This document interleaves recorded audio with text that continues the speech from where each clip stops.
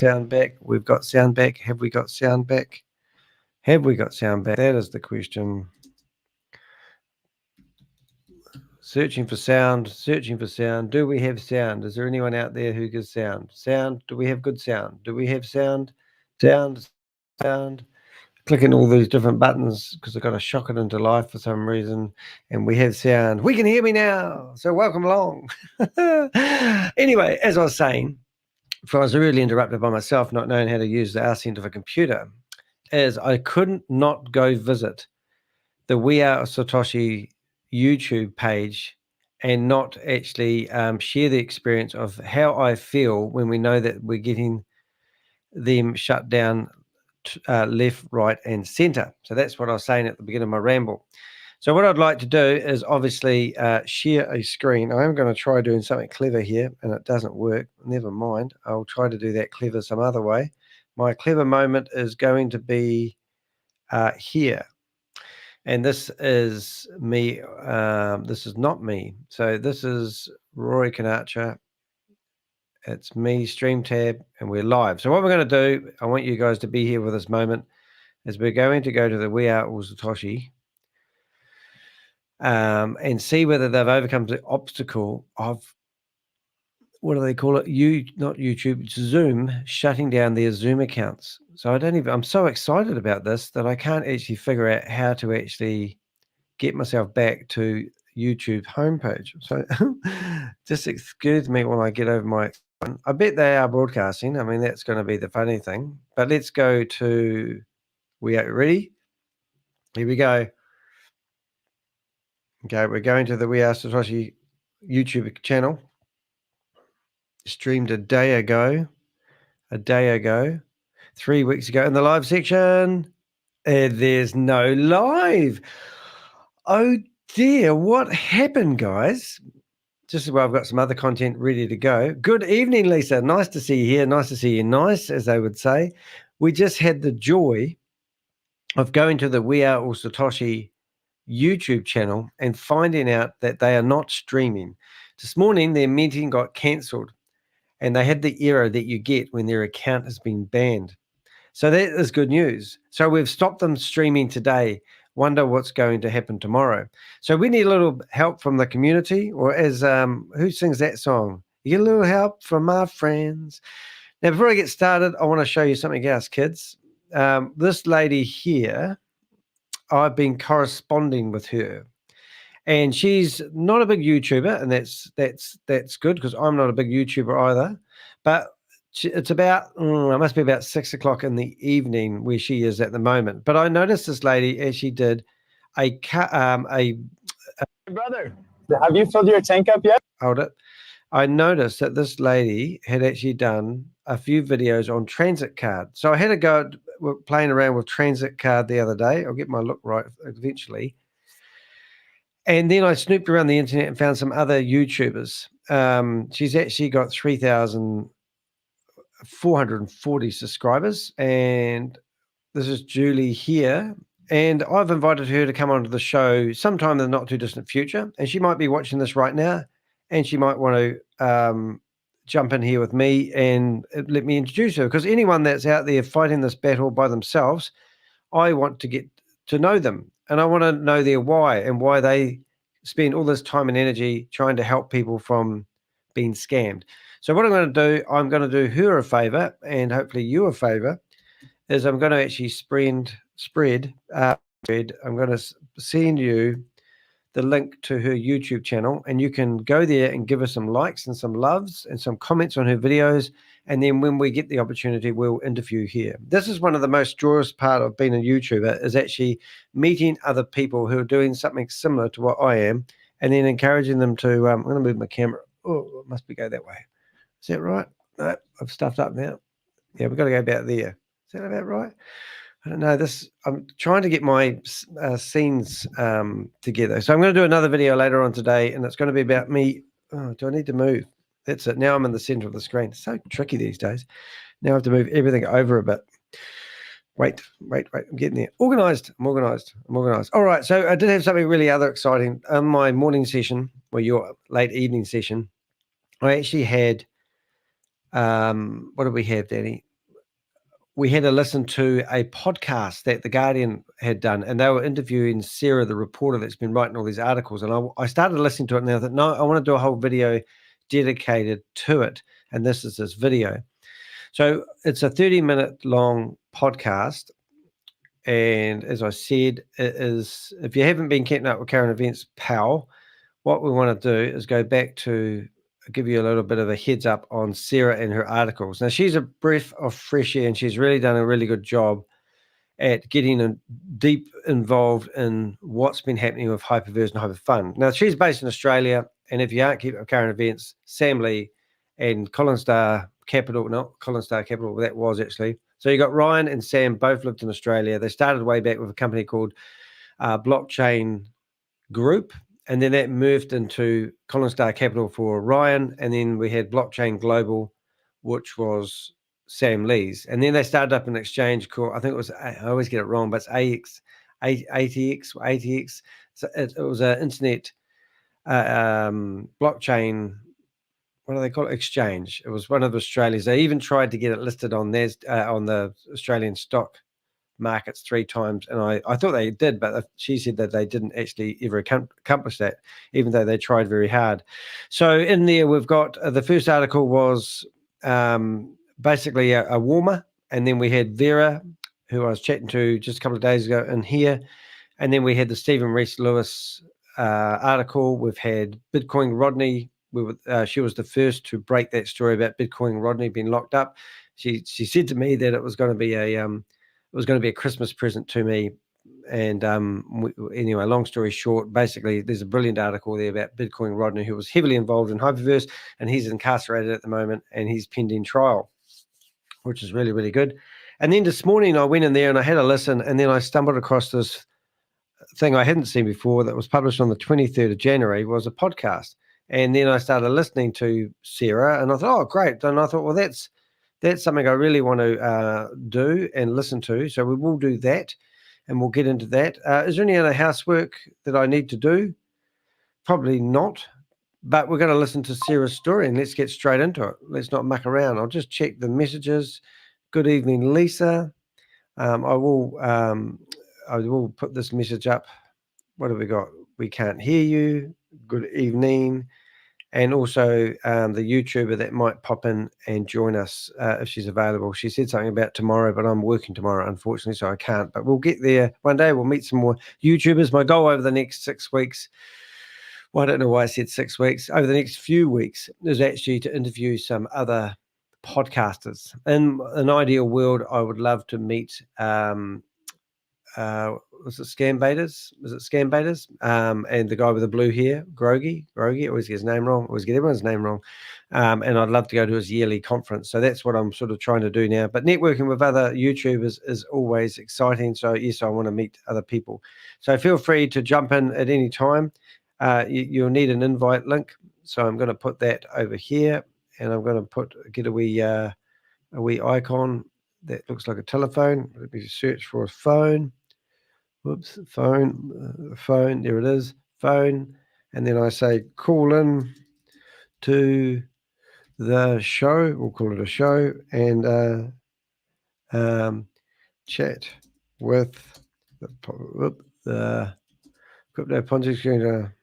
See, boom, just come and join the show. So that will be a link that gets published. Call in to the show, chat with the crypto. I'll put, in case you don't know my name, Danny D. Heck, aka the Crypto Ponzi Scheme Avenger. So there you go, and then I'll make that pop up and make it a pin message, and now you've got no excuses to come into the show. And for those layman's out there who just want to know the link is there, and if you're really clever, you can actually just type that in, can't you? And then you're on the show. But let's get stuck into it. Let's listen to Sarah. Hopefully we'll have a nice little wee screen that pops up.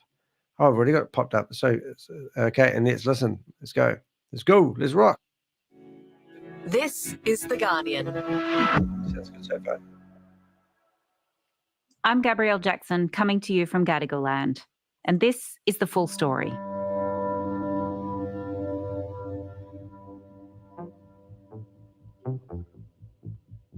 In the final months of 2023, Sarah Martin heard a story. So this investigation started when the hairdresser of a friend of mine told the story of how she had lost some money in this crypto investment scheme called HyperVerse. So I started to poke around. Surely this person can't be the only one who has lost money. And then I realised that she was far from alone, and I started sort of contacting some of the people through various Facebook groups. The more I looked into it, the more I realised that this story was sort of the same everywhere, and not just in Australia, but all over the world. This convoluted scheme involving cryptocurrency, the metaverse, and a man once dubbed Australia's crown prince of Bitcoin promised investors incredible returns. But for many, it appears to have been too good to be true. Actually, one of the first chats I had was with a guy in a village in Tuscany. He was telling me that it had torn this little town in Tuscany apart because there'd been these people who'd made a lot of money out of it and were driving Lamborghinis, and then the whole thing fell apart, and a lot of those people can't walk down the street anymore because there are so many people who've lost money as a result. While we don't know exactly how much money investors have lost in this scheme, one US firm estimates that $1.3 billion were lost in 2022 alone. So it's quite staggering, isn't it? $1.3 billion in 2020 alone. This HyperVerse, the one they're talking about, actually got traction back, and probably they started in 2019, 20 and 21, and I reckon they got their momentum when they were actually called HyperFund. So to manage to track 1.3 million just in the year 2022, and if you weren't keeping up with current events, a lot of people, well, that was the prime actually, because in 2023, it was actually 2022 at the end of it, a lot of money couldn't get their money out. So there wasn't as much money going in. Certainly, I've realised that this is a scheme that was very rampant, very widespread over the course of a couple of years through several iterations and name changes. And for many, it's been like a wrecking ball. You know, it's destroyed relationships, it's destroyed families, it's destroyed lives. Like, it really has been quite extraordinary. Today, inside the HyperVerse. It's Wednesday, the 24th of January.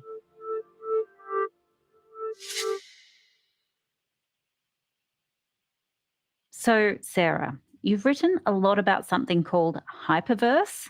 What exactly is it, and where did it come from? So prior to 2021, this scheme previously operated under the name HyperFund. Sarah Martin is an investigations correspondent for Guardian Australia. But then in December of 2021, there was a global launch on YouTube under a new name, HyperVerse. The global launch of HyperVerse is happening right now. You are witnessing an historic moment as the Hypertech Group launches HyperVerse. Apollo Guardian F-49 ready to dock at Neo Alpha Gate 11. Initiate docking sequence. It's all very much an online affair. Command accepted. Proceed to terminal B744. In that presentation, we had quite a few speakers. And you will hear from our founders just how massive this launch is. Sam, over to you. Hi, everyone. Thanks for having me. According to the global launch presentation, the chairman of the Hypertech Group, which the HyperVerse falls under, is a guy called Sam Lee. I am the CEO and founder of Blockchain Global and chairman of the Hypertech Group. Very exciting to be a part of a team to provide my knowledge to support this ecosystem, and I look forward to a great 2022. Thank you. And the founder of Hypertech Group is Ryan Zhu. Ryan has recorded a video to address everyone and deliver his well wishes. Hello， 大家好，在此先预祝各位圣诞节快乐，新的一年里身体健康，事业兴旺。 And the chief executive officer of the HyperVerse is Stephen Rees-Lewis. Stephen. This is Stephen, the chief executive officer of HyperVerse. If you have watched the movie Ready Player One, you may understand what the metaverse is all about. For many young people, they are growing up with the expectation that a large part of their future will exist in the metaverse. It might be time for the rest of us to get on board, whether we like it or not. HyperVerse is basically a metaverse. Welcome to HyperVerse, where we create, Jamie Jackson. connect, and conquer. It sold this idea of how this was the new space to be in. Users will be voyagers. It's a new frontier, it's an intergalactic adventure. Where voyagers can connect with one another, experience different cultures and lifestyles. What people were told is that users would be able to bring to life a complete virtual world in which they could explore this new metaverse. You enter into the HyperVerse through virtual avatars. You can create an avatar that looks just like anything that you prefer. If you want to be one that has beautiful cat eyes or beautiful ears sticking up like a cat, then you can do that. The choice is wholly yours. As part of this presentation, people were told that they could come on board this journey and join the HyperVerse through a membership. And with that membership came returns on investment of about 0.5% a day, but you could earn a little bit more if you put in a bit more, with a 300% return over 600 days. We do not purport HyperVerse membership to be a get-rich-quick scheme. There is no recommendation in this presentation to acquire any membership. Included in the video launch was disclaimers saying do your own due diligence, there's risk of loss. We recommend you seek the advice of suitably qualified professionals before deciding if you are unsure. All right, that will be the end of our HyperVerse Global Launch event.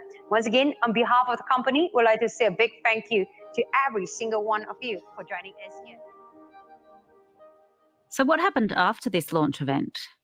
So after this razzle-dazzle launch event, they promoted a series of celebrity messages of support for the HyperVerse, and they had one from Apple co-founder Steve Wozniak. Steve Wozniak here, Apple co-founder, and I'm here to support Steven and HyperVerse.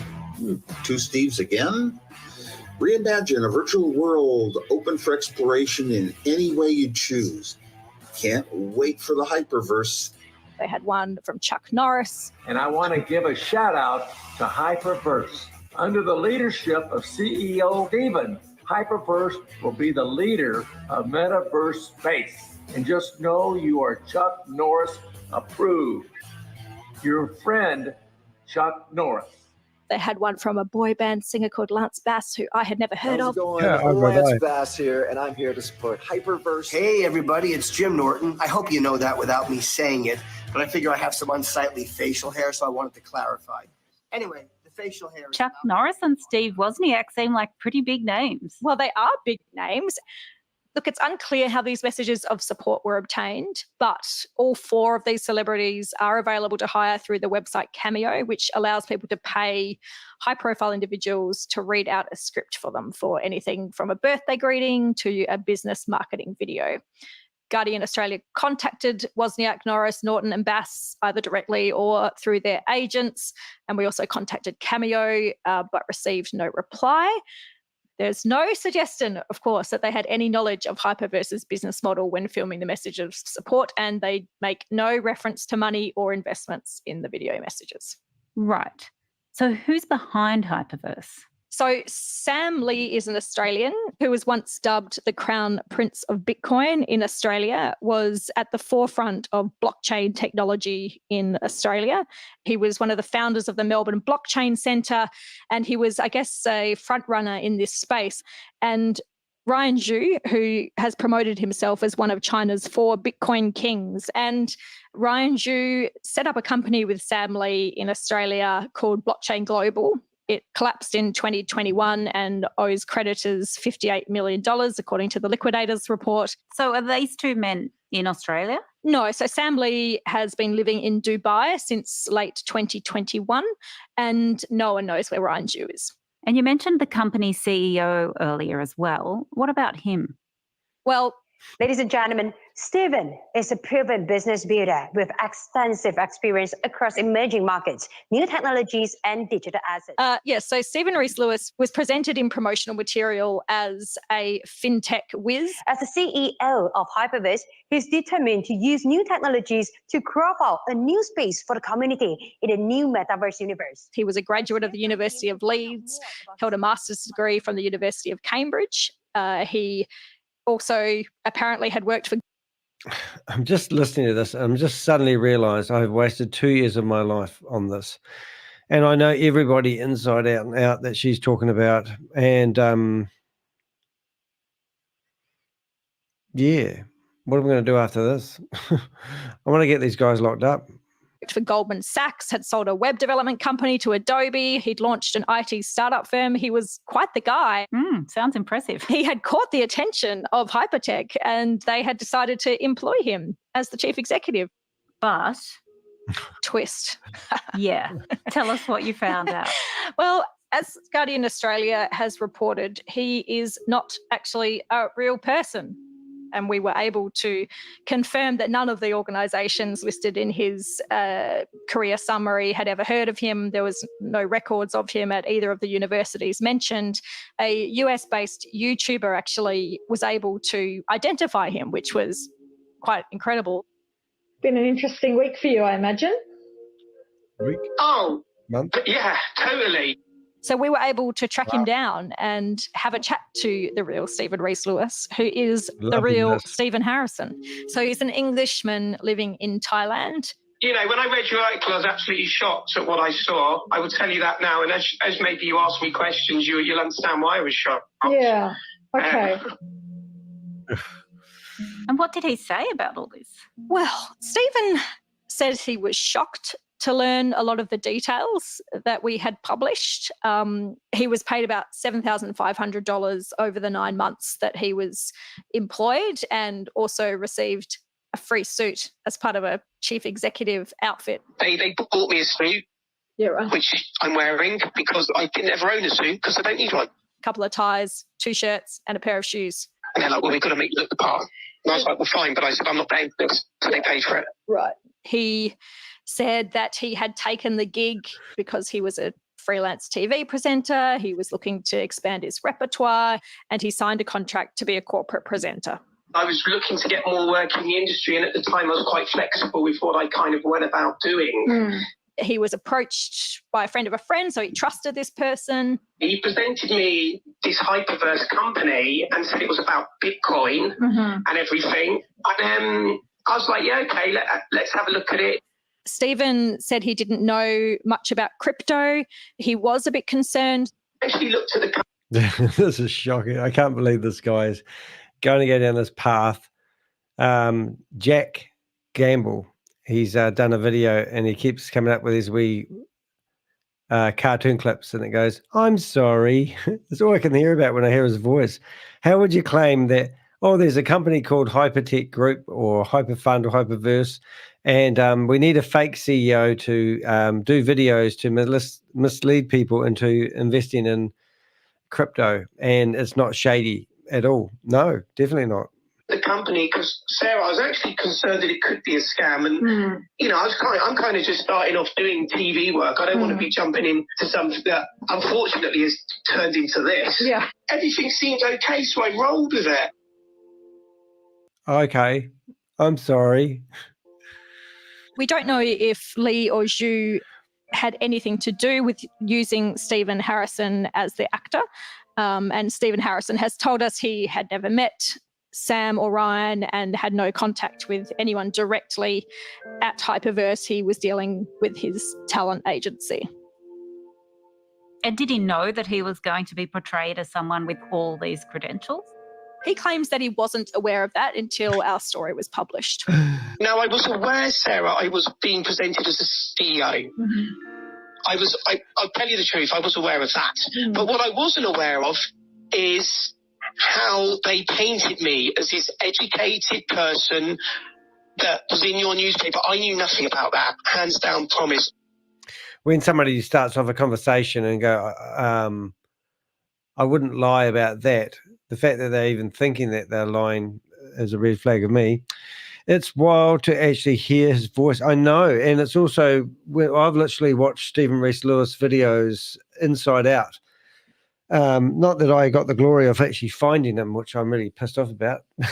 And we did a lot of reverse image searches. And one of the images I did actually see a person that was allegedly him, but never thought to do a reverse image search on the friend. Jack Gamble, he was brilliant. So what he did a reverse image look on the friend that was in the photo at the nightclub, and then went and found this guy, found his Facebook page, and then went through his Facebook page and just fluked it and found a photo of this guy having breakfast with Stephen Reese Lewis. But yeah, that's unusual, isn't it? Hear his voice, that is. He said he was very sorry. You must feel pretty, Sorry. like you must have a lot of mixed feelings about this. I do. I feel sorry for I feel sorry. I was saying myself, I'm sorry for these people, because they believed some idea with me at the forward head and believed in what I said, and God knows what these people have lost. But he also made it clear that he didn't have any actual role in the hyperfund business and didn't pocket any of the lost funds. Like I said, the first time I found out about it was when I read your article.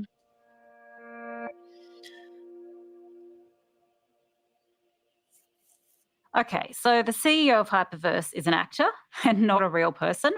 What I'm not clear on is how people thought they were going to make money under this scheme. Very good question. So the minimum amount for a membership was $300 and that was converted to something called hyper units once it was invested. And then when you wanted to withdraw the money, you could convert it to whatever crypto token you wanted to and withdraw it. So the scheme offered minimum returns of 0.5% a day with a 300% return over 600 days. And there were various limitations on when you could withdraw and how much you could withdraw. And also members were encouraged to reinvest their rewards. So you sort of had this dashboard, I guess, or a back office that you would log on to. You'd see your hyper units, growing, and then you could reinvest your rewards. Members were also incentivized to recruit new members, and this was a way of moving up the ranks of the HyperVerse and also getting more hyper unit rewards into your account. So investors were trained to build their trees and build a community with people basically moving up a ranking system based on the number of people they brought into the scheme. Presumably people were making money at the beginning. Oh yeah, people were making a lot of money. And I guess, initial investors were able to cash out their hyper units, and plenty of people I spoke to have said that initially they were able to make withdrawals. And then, it's interesting because once people tested the system and thought it was working, then rather than just, withdrawing all their money and, tucking it under the mattress, they invested more. And then someone says, hey, look at this great thing that I'm involved in. Look, it works. I can show you how it works. Like, you too could be benefiting from this incredible membership-based ecosystem. Come on board. So when did people start to realise that it may not have been the investment opportunity they thought it was? So there were sort of withdrawal problems within months of the official launch. People started to say they were having problems withdrawing their funds. And then people were encouraged to migrate to a new platform called HyperNation. And this was like a very common element of this scheme, which is, as soon as there starts to be some problems, they're encouraged to come over to a new platform, and they called that bridging. And usually as part of that process, people would have to put in more money. Right. So they were encouraged to put more into a new scheme called HyperNation. And what's HyperNation? Well, to start, can you please give a brief introduction about HyperNations and what it does? HyperNation was created to address the unfairness in the current financial landscape, where centralized banks and world governments have all too often led communities down into economic turmoil and recessions. The world is officially in decline, and only HyperNation can save us all. The way it was pushed, it was all about the New World Order and promising everyone a universal basic income and join the HyperNation, become liberated and free. Let us all rise up and reject the shackles of systematic restriction and oppression, and jointly create a utopia that celebrates diversity and meritocracy. More exciting developments await. Join me to build and grow our glorious HyperNation. Okay, so as HyperVerse collapsed, investors were encouraged to migrate over to this new scheme, which was called HyperNation, which is essentially another scheme promising returns on investment. Were Lee and Zhu involved in this scheme too? It's all very unclear. There have been multiple questions to all of the people who were high up in the hypertech group about how this all fitted in together. In a Zoom meeting in early 2022 with HyperNation members, a senior promoter of both HyperVerse and HyperNation was asked how HyperNation was associated with the original hypertech schemes, and he said the company was one big entity. It's one company. It's one company. It's It is one not one board. company. We're talking about the same people buying the same company, yes? And the company is one big entity where you've got HyperVerse and HyperNation, which is a new entity within the same setup. And in January 2023, in a Zoom meeting with investors, Lee was asked directly about his involvement with HyperNation. He denied being involved and suggested that he had only worked on the funds management and technology side of the hyper schemes. The problem is I'm not involved. So I don't really have that much else to say that could give you visibility of who Mr. H is, etc. But do you know if Ryan New is heading HyperNation? I don't know. Lee never responded to my questions about his involvement in establishing HyperNation, and he's denied that he was involved in HyperVerse. But he did respond after the initial investigation was published, saying it included misstatements about his role. However, he has never clarified what they were. Okay, Sarah, so first there was Hyperfund, then HyperVerse, now HyperNation. People have lost money. How are they feeling? Yeah, well, as you can imagine, a lot of people are upset. They're panicking. They feel they've lost money. Hi, guys. I've seen countless Zoom meetings that were run by Sam Lee. Can everyone hear me? Hi, Sam. Hi, Sam. Very good morning, Sam. And there's a bunch of online chat groups linked to Hyperfund and HyperVerse, and it's just inundated with investors who say they have lost funds, demanding to know when they will be able to make withdrawals. All that people really want is to get their money back so that they can move to opportunities that are real rather than imagined. We had a lot of trust in yourself and Ryan. We believed in everything that was said to us. There's people hurting here, Sam. People have lost livelihoods. People have borrowed money. People are suffering in a big way. And the way I'm feeling now, I'm panicking, I'm frustrated, I'm scared.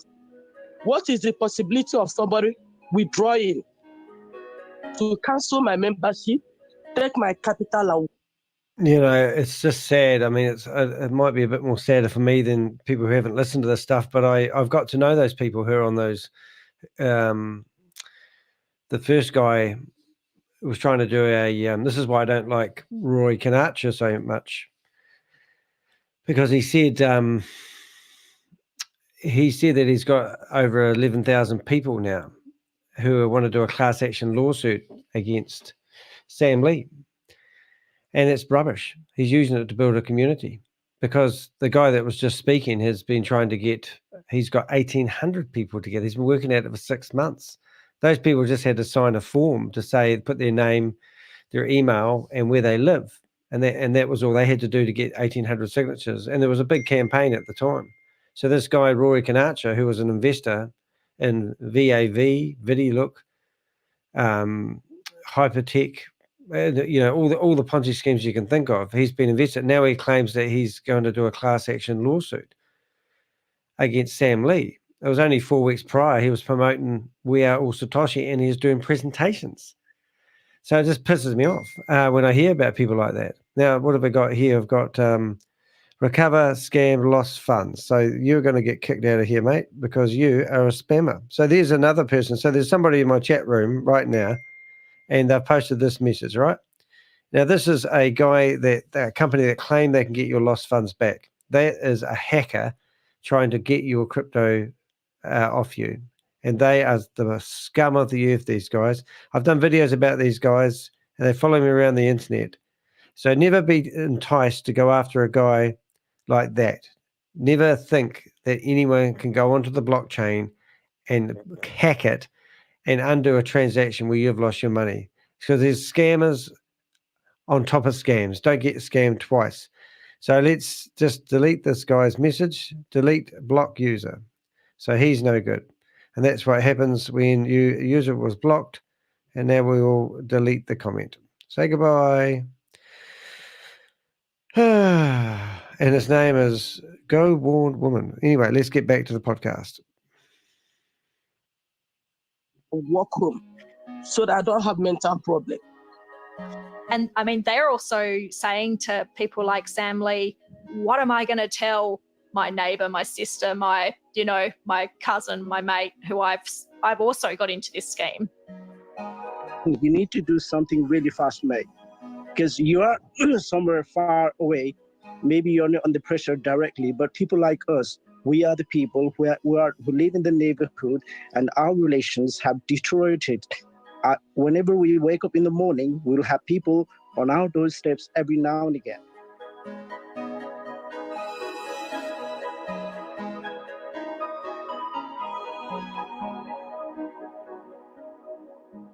What does Lee say to the people in these Zoom meetings? So in these meetings, Lee has blamed the inability to withdraw funds on a corporate team. I just got a message from my brother. Hi, Danny. Ricky here. I just thought I should know that your mum is in Burwood Hospital, and perhaps you might want to see her under the circumstances. She's been very heavily controlled by Ashley, my nephew, but I think she would like to see you anyway. Just thought I would pass that message on to you. So this is why I do what I do. My mother is a staunch Jehovah's Witness. She doesn't want anything to do with me. Last year, she tried taking me to court. Finished up that she was unfit to do so, my nephew. And they did that because I published a video about my life as a Jehovah's Witness and the shunning practices that religion has on people, the shunning and the effects it has on people.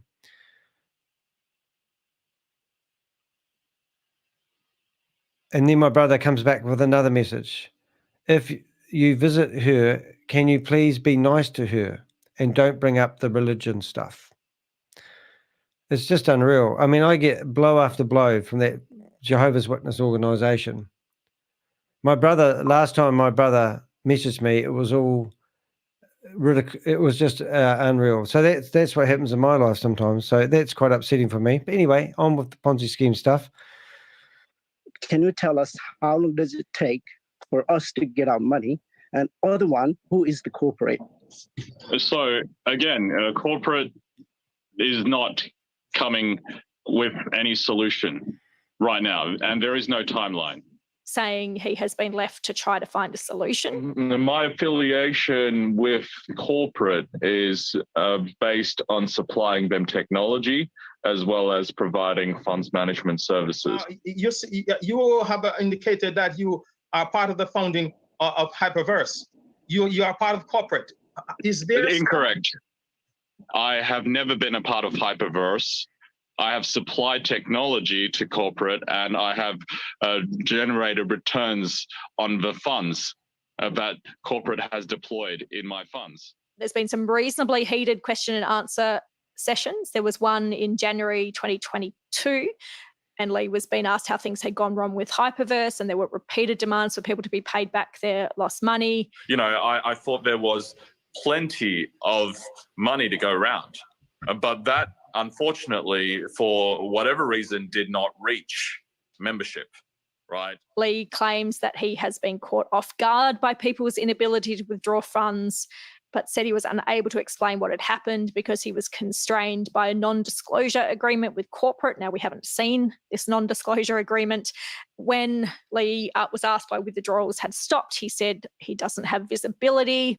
It's a short question, but people just really want to hear it. And in another meeting with investors in 2023, Lee was directly asked, Sam Lee, is HyperVerse a scam? What do you say to that? Well, no, because if it is a scam, the website will be offline. Okay, so that is May Summervu. I've interviewed her for at least an hour and a half, and I've also bounced into quite a few of her Zoom meetings. And I wouldn't be even wasting my time trying to get the information from the community in order to hold corporate accountable. So What do we know about how much money? Actually, I'm not sure it was May Summerville. I think it might have actually been Brenda Chunga, which I've never talked to. I used to call it Brenda Chunda. Money investors have lost. So Lee has said in a Zoom meeting that at its peak, the hyper community numbered about 2 million members globally. However, I have no way of being able to verify that number. If that claim is true, and I stress, this hasn't been verified, but if so, then its value would amount to at least $450 million based on the minimum investment of $300.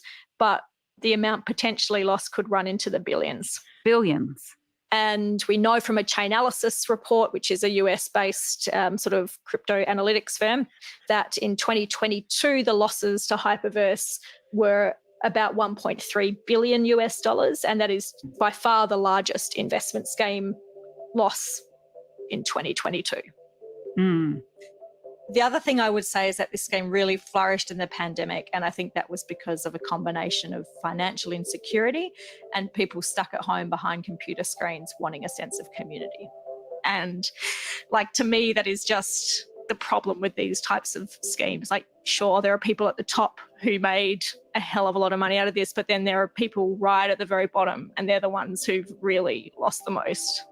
I've spoken to people who, just really awful stories, people who had money set aside for their kids' housing deposit, for example. There's people who put in money even though their partners told them not to. And, one of the people I spoke to, an Australian guy who he said he brought 18 people into HyperVerse, and he said 16 of those people don't talk to him anymore. It's more than the money. It's about the lost trust. It's about the broken relationships. It's about the lost opportunity that comes with that lost money.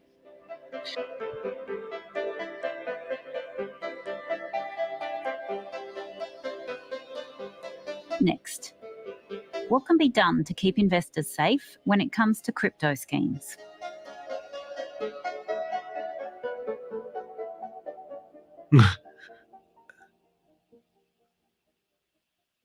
Well, this is going to be good, isn't it?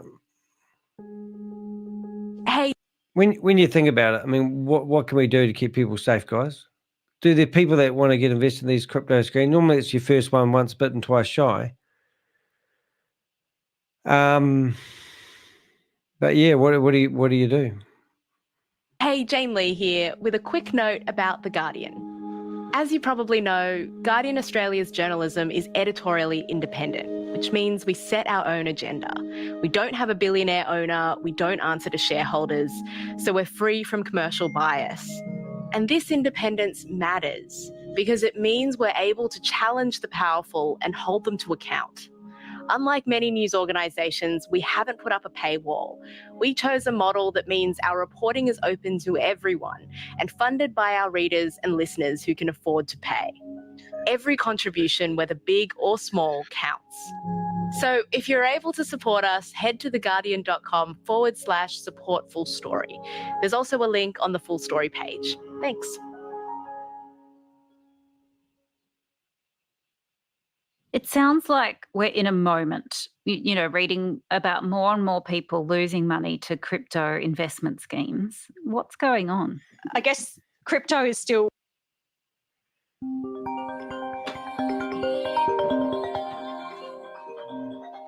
largely unregulated. We know that it's been hugely turbulent in terms of what's happened with the price of Bitcoin.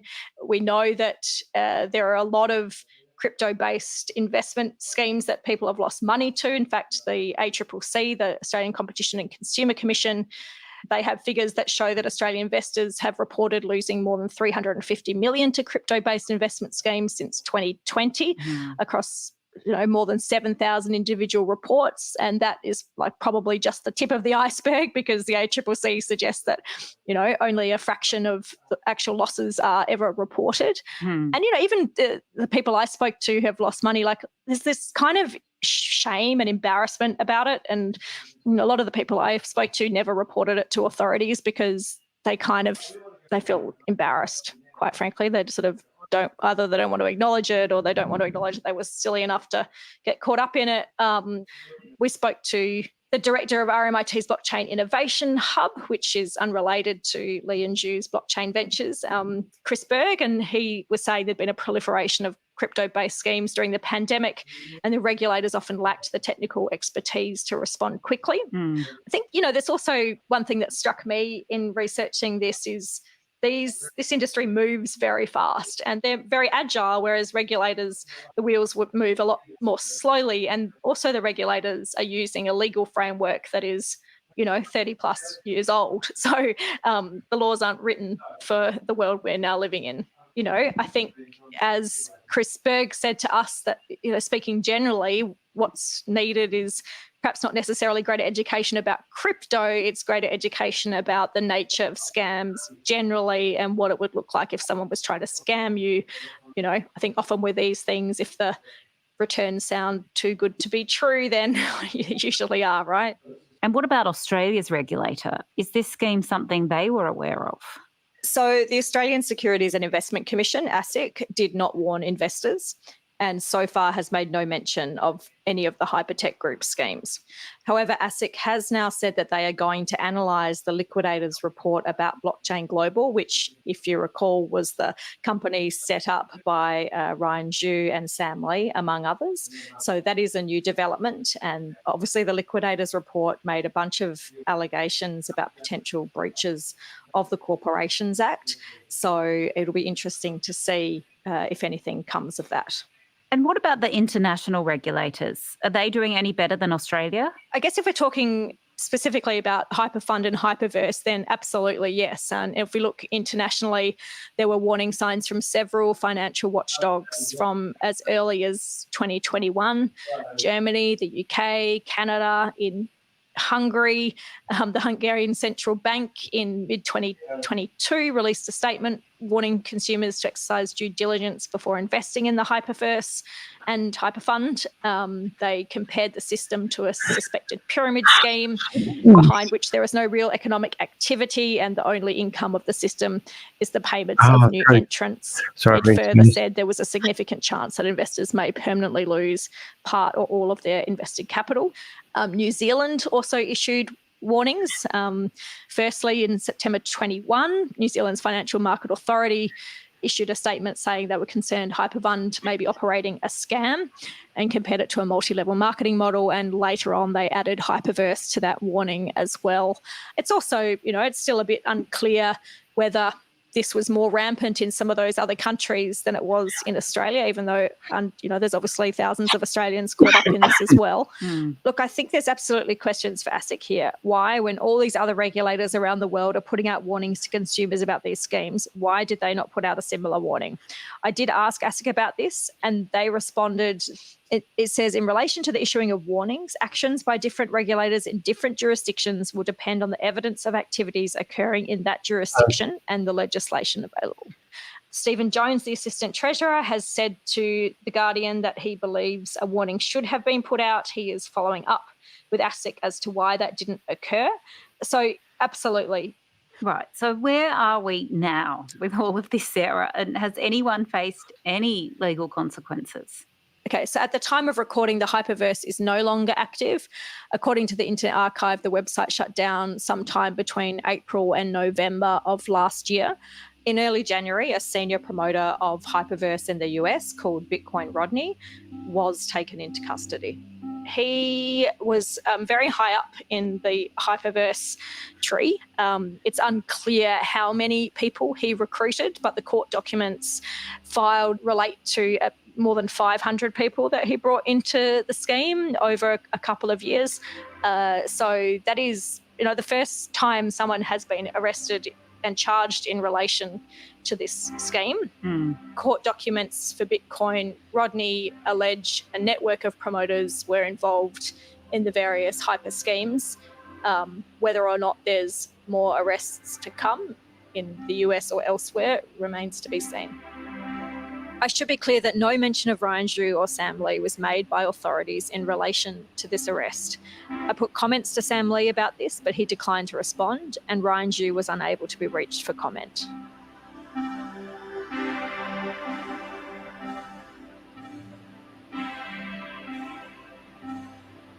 That was Sarah Martin, investigations correspondent for Guardian Australia.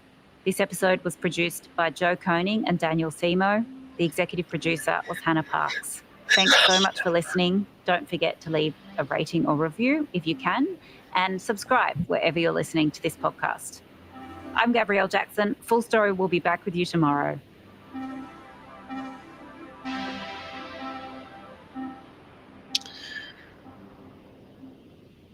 Yeah, well, that's 2 years of my life summarised in a flash, isn't it? Really, I'm probably not really up to speed at doing this at the moment, but I didn't want to lose focus on what we just did, because what we've been doing is, originally I got introduced to HyperVerse by someone when we was looking to rent a house, and ironically we're looking to rent a house right now. Couldn't find one. Ironically, we can't find one now. You go to these open homes, look at these houses you want to rent. They've gone up by about 10% in the last 12 months. There's 30 people outside begging to get the house, and it's quite disheartening. But anyway, if you go back to my first video, probably you go down here. I'm just going to run through them real quick. But it says a year ago.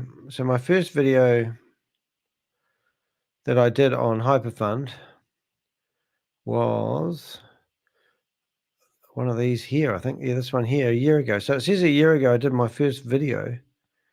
But does it actually give the date? I'll just have a wee look at that.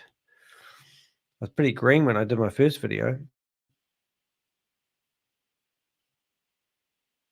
Stop talking, Danny. I'm just trying to find the date when I published the first one. So February 24, 2022. So that's nearly 2 years ago. I did my first video. So that was quite good to know. But if I was to give you my version of what actually happened, I'm not too bad, mate. My version of what happened is I got somebody trying to introduce me to HyperVerse. And so then I did a video about it once I found out. Well, I knew it was a scam straight away. And then the next thing is I interviewed a guy who said it wasn't a scam. And we had this big debate for a while trying to figure out whether it was a scam or whether it wasn't a scam to people who were investing. Because what they could see was the money coming back. Because I'm getting paid, it's not a scam. You don't know what you're talking about.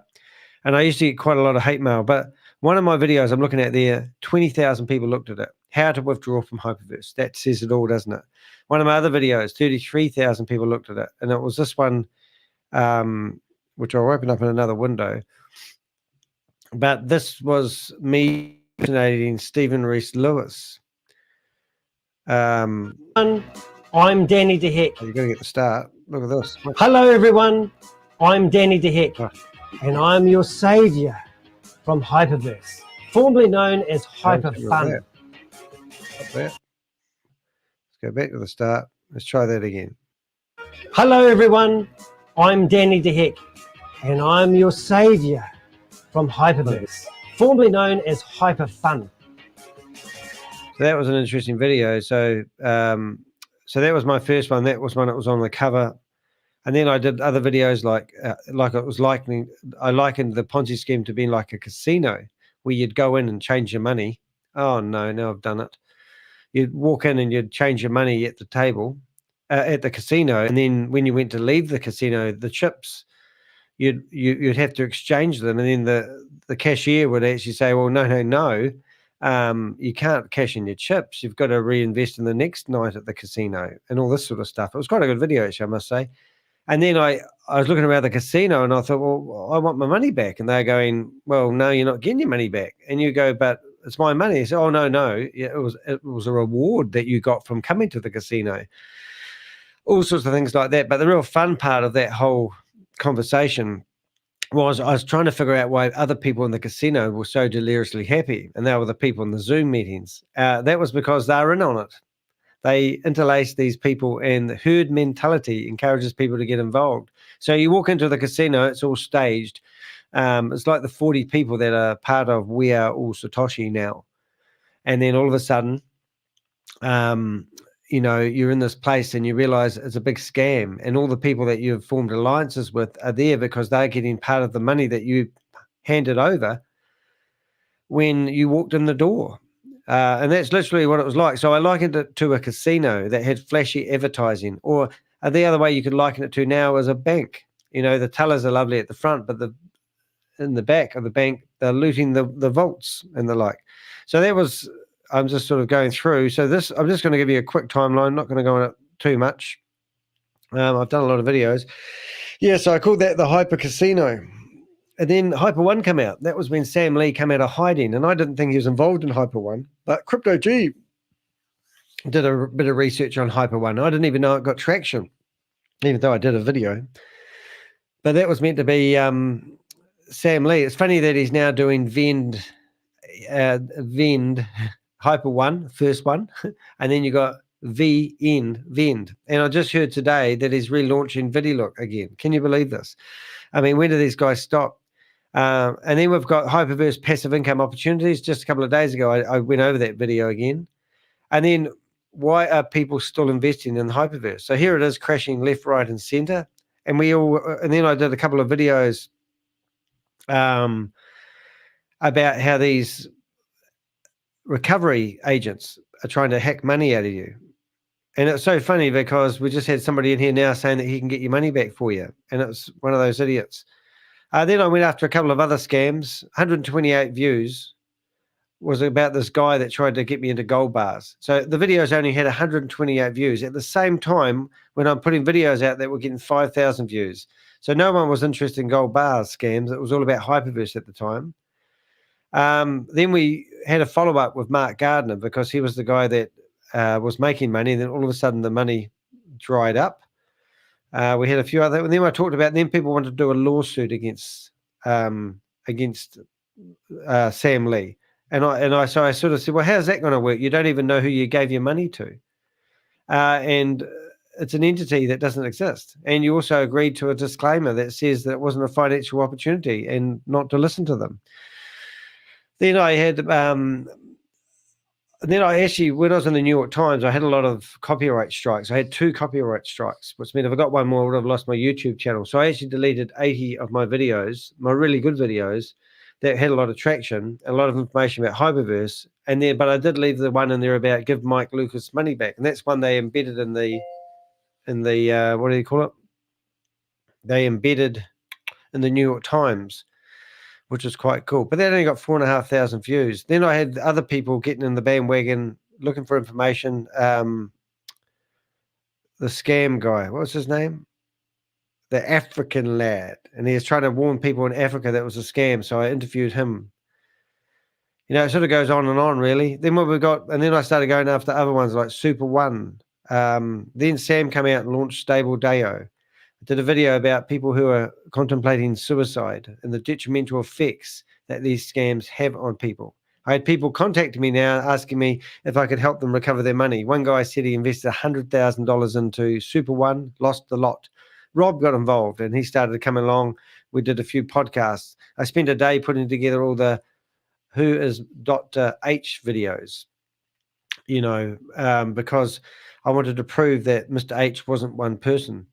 Interesting enough, we do have some interesting information. So the Mr. H videos, we've found the studio or the organization that was filming all the hibernation videos. Then we had people like Courtney. What was her name? Coach Courtney? Brittany Smart. No, something Smart. I've forgotten her name. I'll find it in a minute. What's her name? Smart. Oh, I've forgotten her name. Hey, g'day, mate. Someone in the Venn group. All the numbers. Bob's in the house. He is in the house. Woo, woo, woo. Hey, I've cleaned out that recording. I hope it sounds better. What was her name? Coach Whitney. Brittany Smart. And she would complain about me publishing her face. So I had to blur her face. So every time I had a video of her, I would blur her face before I put it on the internet. And then I told everyone that this lady's promoting a scam, but she doesn't want her face to be seen. And she got a name for being called the blurry faced suckerfish lady. Quite a laugh. But anyway, if you follow all these videos and you really want to know the timeline, that's why they're there. We've got Keith Williams and Kalpesh Patel. Then we had Pinaki Naik come out of the woodwork. Then we had all the leadership training meetings that they used to do every single Saturday morning. Then I got on a Zoom meeting with Keith Williams and gave it what to. Then there was the first time I saw Pinaki Naik and this other guy called Vivian O'Conaghan. And Vivian O'Conaghan, I looked up the other day and tried to figure out what he was doing. And then I realized he's now started his own Ponzi scheme. And I was trying to get Oz to actually do I'm just seeing if I can find him quickly. I was trying to get Oz to do a video, an article about him promoting Ponzi schemes. But he said it wasn't, he couldn't see the MLM component of it. And this is all these are. This is not a metaverse company. This is not crypto. This is companies that are selling packages and packaging them up in different ways so that they can get a commission. So 52% of the money that went into HyperVerse was going out and paying people rewards for selling the packages. That would leave 48% of the money to be used to build the metaverse. And at that time, Facebook was going to build a metaverse, and they should be shot, just saying, because they spent $14 billion trying to build a metaverse. And then they laid off 11,000 staff just over a year ago due to lack of interest and claiming no one's really interested in the metaverse. But in the meantime, you've got all these little wee tiny companies claiming they're going to do their version of the metaverse. Or some of them might have thought that they were going to go into Facebook's metaverse and buy land and property and NFTs and the like. It just goes on and on and on. So there's a ton of evidence on here. Thank you very much for pointing that out. There is absolutely a ton of evidence out here. Then we have people like Carl. I can't read his name. I'll see if I can get the computer to read it. And he'll make everyone laugh. Oh, no. I just hit the wrong button. Now I have to go down. Oh, yeah. Anyway, guys, I think you get the idea. There's been so many break-offs, and we've, at the end of the day, I've got 500 videos there. I could go through and tell you all about these videos and what they're all about. But at the end of the day, the honest truth of it is that it's just going to keep escalating if we don't create more awareness about it. I feel like it just goes on and on and on. I mean, and they've got about 20 different breakups. But what we have found out, they all operate out of the same building. They're using the same money exchanges. And if I'm going to do anything good with this video right now, what I actually need to do is I need to show you a video. And I'm actually going to play this video again because I have got an amazing team of people who support me and provide me information. I mean, I've got all sorts of things going on in my life right now, which isn't making me concentrate. But one thing I did want to show you is this video here. And this is absolutely amazing video. Of facts. I want to actually put this on. You guys can leave this and listen to this. I'm better explain this video first. This is Crypto G's third Where Has the Money Gone video. It's just a brilliant video if you've been following this as much as me. And my point is that we have used their own technology to show that they are scamming. We have used their own technology to show who has taken the money. And we had another parallel with this morning, is they think they can hide on the blockchain. The same technology is what's going to make them fall on their own sword. 15 hours ago, Chavez was trying to show people in a video. He's trying to answer the last video that Crypto G put out. He failed miserably. 5 hours after he finished doing his spiel, Crypto G dropped this video. This video needs to be shared. This needs to be embedded. I have shared it with, organizations, big organizations around the world that can have a powerful impact at stopping this thing. If I was to sort of like clear my desk and say what was the number one priority of actually trying to stop the mayhem in the world at the moment, rather than listening to stupid government warnings about this may be a Ponzi scheme, for God's sake. Give these guys more clout. Give them more power. The next thing I would do is I'd go to Zoom and I'd say, why are you providing the getaway vehicles for these criminals? Why do people like me have to police Zoom meetings? Why do I have to ask my Avengers to report Zoom meetings that are posting MLM? Are you telling me that you can't look for words in a conversation that talk about rewards?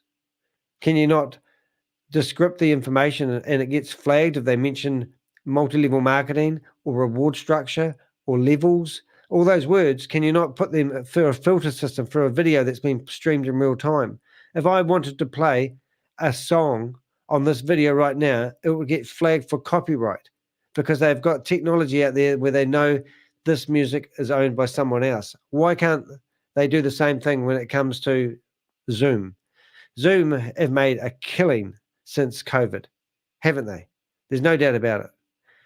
And they now are providing a platform where people can get into your mum and dad investments and investors, mum and dad investor homes and broadcast this shit through the internet. Then there's a button on Zoom where you can share what you're looking at onto YouTube. Now, the state of California, using We Are All Satoshi as an example, got issued an official warning from the state of California saying this is a 6-page document outlining that this is a cease and desist order, not a warning, but stop doing this because you're breaking the law. And they carried on promoting it. Now, that's in the same state of where YouTube is and Google. So why is YouTube letting people promote Ponzi schemes on their platforms? I could give you 100 YouTube channels where their YouTube channels are full of get-rich-quick opportunities that are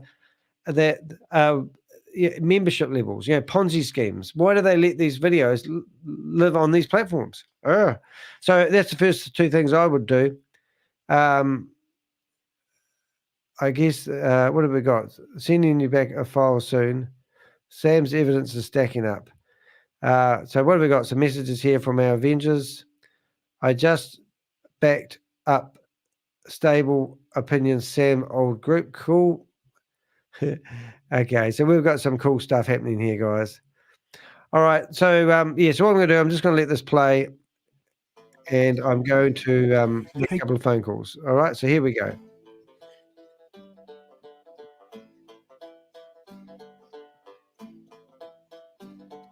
Hey guys, Crypto G in for another unplanned session of facts and stats. Today I'm going to follow a Bond-style caper where we uncover truths about the dark side of blockchain technology. But don't let the theatrical theme distract from the seriousness and accuracy of the data being presented here. I have literally spent hundreds of hours trawling on-chain transactions, following outrageously large amounts of USDT rerouting to connect these data points together for you in an attempt to make things more impactful. Crypto today is plagued with unscrupulous actors running fraudulent scams, and it is hard to know where to look or who to believe. But rest assured, folks, the Crypto Avengers are here. In this blockchain-powered world, new superheroes arise with a unique set of skills for unraveling financial mysteries. I always say it takes the right team at the right time. 1,000 eyes and the will to use them will get you to the truth, if you can handle it. When cryptocurrency projects start behaving oddly on the blockchain, these superheroes spring into action to investigate and validate. They have no cliched superpowers, just incredibly sharp minds, extraordinary data skills, and a passion for serving justice. Following in the wake of YouTube sensations like CoffeeZilla and the Scam Baiters, these Avengers, led by the quirky scientist Admiral Heck, alter ego the Crypto Ponzi Scheme Avenger, have gathered enough corp data now to finally unmask the villains of this space. The Admiral and his trusted Colonel R's team consist of a growing bank of researchers, fund holders, and advisors from around the globe. Most notably, dark web data expert, call sign Bob, aka Tubman, communications specialist and expletive distributor Rucker T, data analyst extraordinaire Stealth Cat Susie, aka Agent S, infiltrator and activist Private Mac, and of course a blockchain forensic scientist known as the Ledger, aka me. In our first adventure, we tackled the case of the questionably rickety $17 million bridge on the TronNet. In the second, we turned the microscope on the great $7 million Bitcoin caper and, of course, the missing proof of reserves. And in the last, we busted a hyped-up crypto startup that promised outrageous flash loan arbitrage returns to investors, where the only reality was you got it, the flash loan. It was obviously too good to be true, but where is the money actually going? Was it wanton deception or just poor management? I think in reality, it could well be both, especially when you consider the lack of executive level transparency, the invisible corporate board, and the long history of liquidity failures and systemic technical vulnerabilities.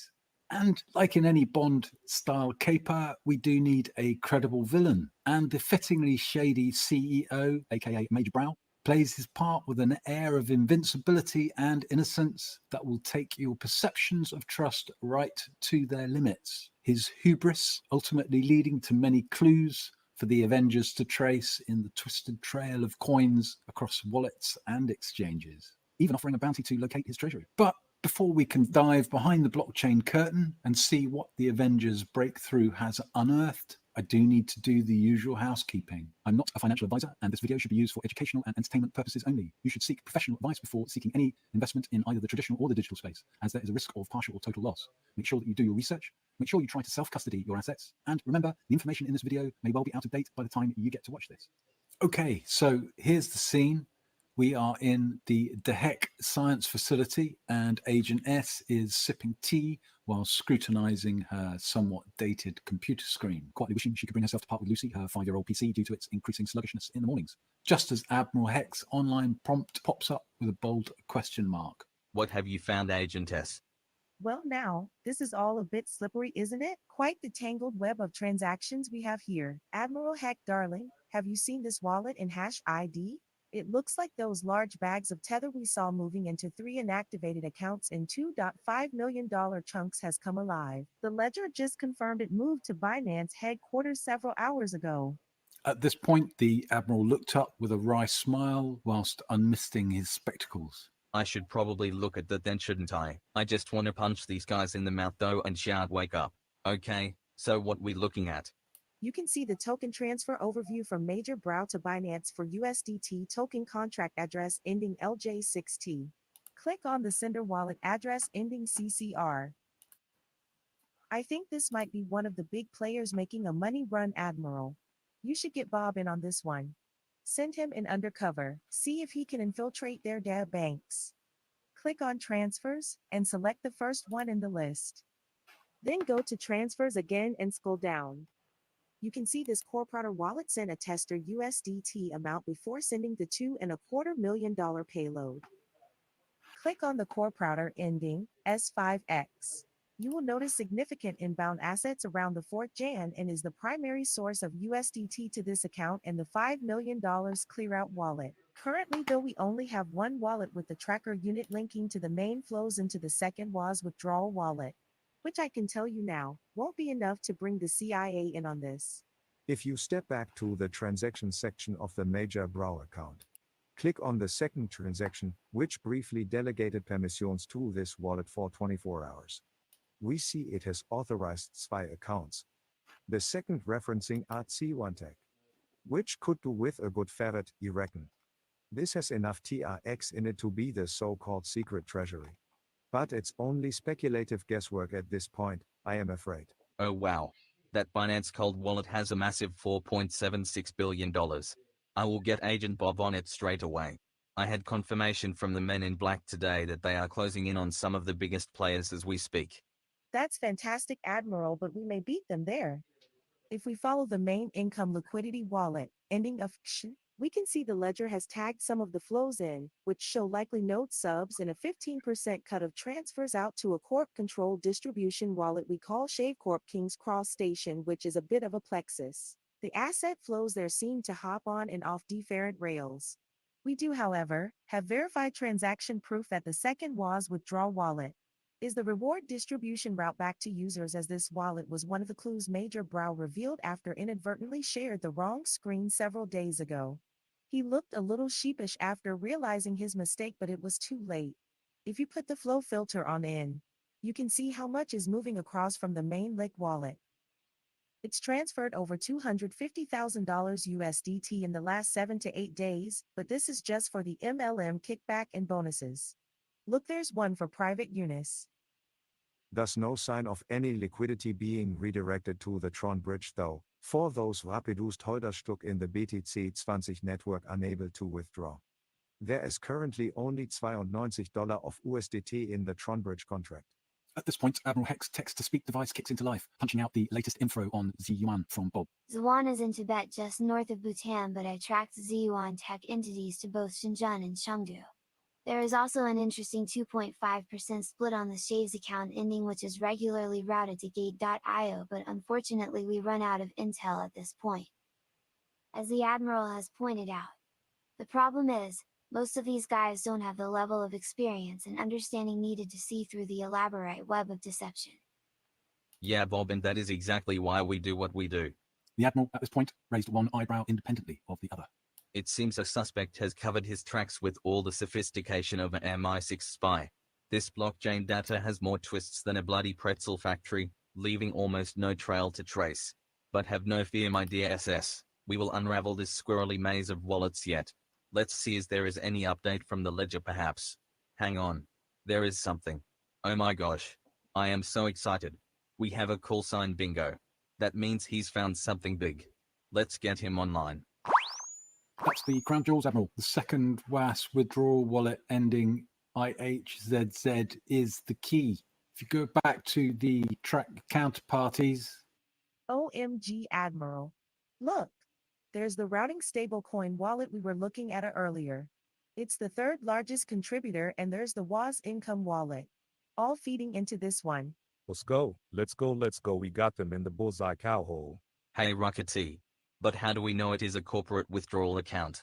Well, sir, the main portion of transfers out are mainly to over 100 wallets, which suggests this is a significant distribution wallet. However, more significantly, we had inside agents actioning withdrawals to confirm this address. I see. And it looks like we have eyes on one of Major Brow's accounts. Very good, Admiral. Apparently, we captured this on our Zoom scan protocol weeks ago. Exactly, S. And by starting out with what we actually know and could validate, we meticulously screened everything moving in and out of the building until we had built up a big enough visual picture of their wallet network. Images 005 on show us the verified source information we started with. I have to admit, we did use a few underhand tactics, but the best data came direct from them, especially with the frequent Zoom raids by Bob and some of our active ground agents. Looks like you are top on their search list currently, Admiral. Perhaps you should look at increasing your security protocols. Although it looks like he won't be able to plead ignorance on AML and KYC regulations either when the Fed picks him up. Yeah, here's the bomb though. Click on the USDT route to start. That's the one. You'll notice that I've tagged it as multi-core. Well, if you scroll down and click on what we call the red button, track this account's activities, and scroll, you will probably notice a wallet inflow from a distribution wallet for Dalversal Corp 1 bingo. Again, we have insider confirmation of withdrawal transactions from this account for a secret high-level Dalversal member. I can't reveal the asset though, sir. You'll just have to take my word for it this time. This Mr. Moderate looks interesting, G. Indeed, S. I believe we are very close to clarifying the core accounts and need to focus resources here. I've come across him previously when tracking the Hypernation withdrawals. He was a frequent recipient of significant deposits during that period, but unfortunately I didn't gather more data on him at the time, which is regrettable and also an important lesson going forwards. That's fantastic intel, G. What else have you got for me? Well, apart from the clear co-merging of assets across several supposedly independent projects, we have tracked links to Whitebit and HitBTC exchanges, plus interactions with whatsDAO.eth, APY2ETH.com, the GameStop meme deposit wallet, and a Solidity smart contract with a curious Chinese connection called 币圈最新技术正私募. Here is the translation, an explanation for 币圈最新技术正私募. 币圈 B2N Cryptocurrency Circle /Industry 最新 2XN The Newest /Latest 技术 JSH Technology 正 ZH0 Currently 私募 SM Raise /Solicit Capital Privately. So the full translation is the latest cryptocurrency technology is currently raising capital privately. However, we are also making good progress on their Polygon network activity. Major Brow revealed his Boomerang tester wallet address ending 27C, and it looks he's been busy whitelisting together with the admin approval wallet for the Boomerang contract we covered in Operation Busted 1. Look at the first transaction for the funding wallet Shav Boom test, account ending C87. This wallet is clearly interacting with both Major Brow's funding wallet and the main Boomerang tester admin account. If you click on the initial liquidity wallet, there are some interesting Matic interactions with identifiable wallets like this one and Flipguard.wallet and Ethereum.trustapp.dao, which has some possible leads there for the team in its NFT collection. Might well be worth following up on that, sir. And if you go back to transfers and to the second page, we get to see the link to the kshield.io that we just referenced. But if we go to the Boomerang Fund Controller, you can see the admin authorizations to the fund controller and the frequent payments from the main Boomerang tester admin wallet ending 06A. Then look at that wallet in DBank. And if we go to the main Boomerang tester admin wallet and the actions, we can see the regular transfer of assets to both the Boomerang Fund Controller and the Boomerang Flash Loan Authority. So where's the funding for that wallet coming from? And surely if the trading is profitable, it wouldn't need extra liquidity injected. Exactly, sir. Excellent question. Well, the liquidity comes from wallet ending 5AA, which we have tagged as the main liquidity source for Boomerang. This consequently gets its liquidity from wallet ending 8FDG, which gets its liquidity from various Binance hot wallet ending CB88 and 8FDG. And look, AF8FD9. You can see it's listed as a Binance hot, and this is one of the transactions.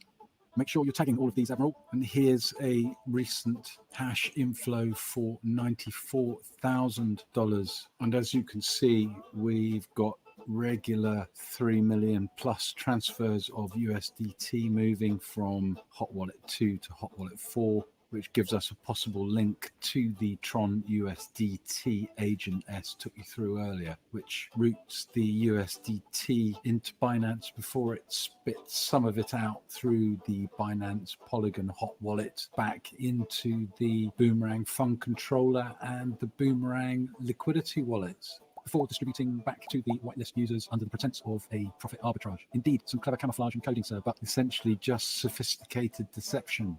Or just outright fraud. Keep digging, G. We will get these bastards. Oh, I will, sir. But I must get back to the beast now. Keep an eye on the ticker for the next installment and see if you can get Agent Nobody Special operational again. We have 2 more fake CEOs to track using his facial recognition protocols. No doubt you have a file on them already, but I'm sending some recent intel I dug out of the archive. Catch you tomorrow, my fellow Avengers. Crypto G out.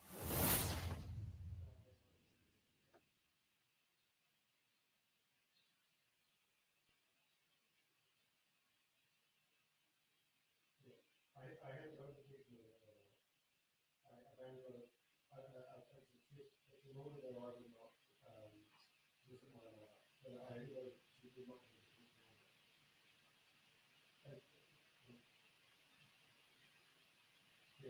what was my brother asked me to come up with?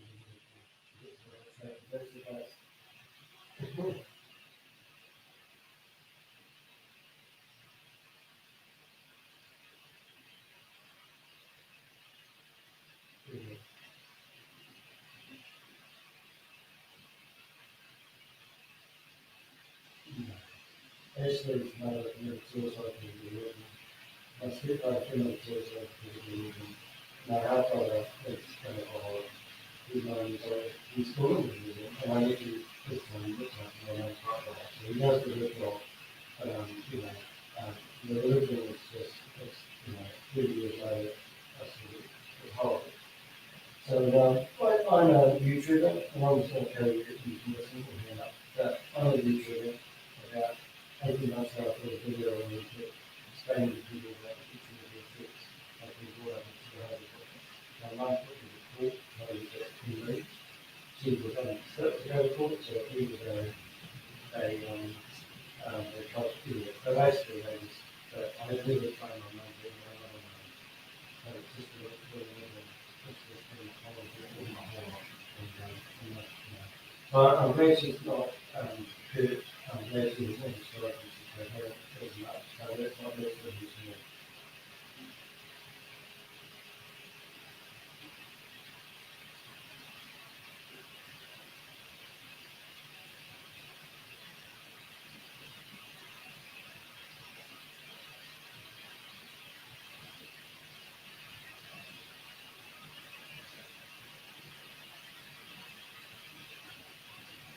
And the other thing I really would like to emphasise is my mother does not have a fictional I have not so actually, the consumer and that ridiculous.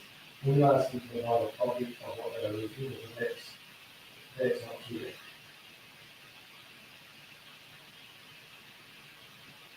It's not at all that it was an agreement by a judge. And it was it's not, she hadn't got a teaching on it, so I knew that and if you look at it, the saying of the teaching was not fair. Because I can get a copy of that because that's not right.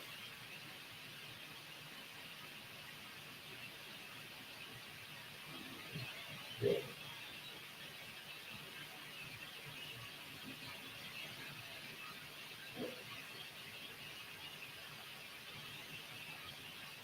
It's actually one of those actually as a trespass notice for the property. That's what it is.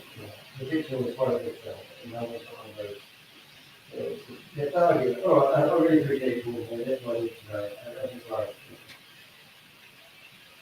Let me get there.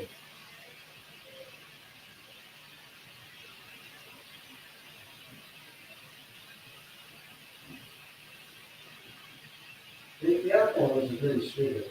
One of my brothers sent me a text to straight out to my life.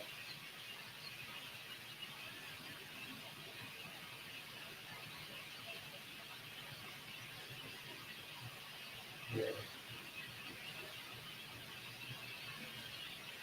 Yeah. Are you happy? Because that's the thing. I'm so sorry to hear that. I mean, like my mum's 87 years of age. I can't do it. I'm the closest son to anyone. And because of everything, something happened. I'll come back to the original. 30 years later. All right, you're awesome. Thank you very much for letting me talk with things, but okay, bye.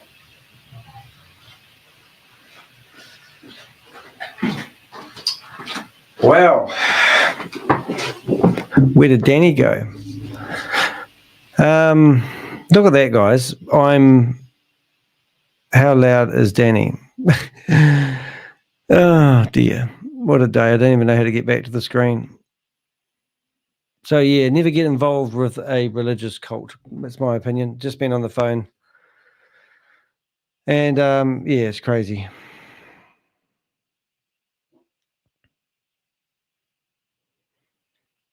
Yeah, I don't know, guys. Anyway, I just wanted to do that video today. I don't know how long that's been on that way there, but that's good. All right, so there you go. Some interesting stuff. I think I better call it a day. As I always say, I'm a buzzer. I'm not a buzzer. I'm Danny the Heck. You get it raw, you get it true, you get it transparent here. All right, guys. Thank you for watching the videos, and I hope you enjoyed the first part of the podcast. It was pretty awesome, wasn't it? I'll catch you guys later. I just had to make a few phone calls, and I went around. So sorry about the end of the video. If I knew any better, I'd chop it off. And I'll see you tomorrow morning, I think. No, you won't. Yes, you will. Maybe you will. Maybe I might have a day off. See you guys.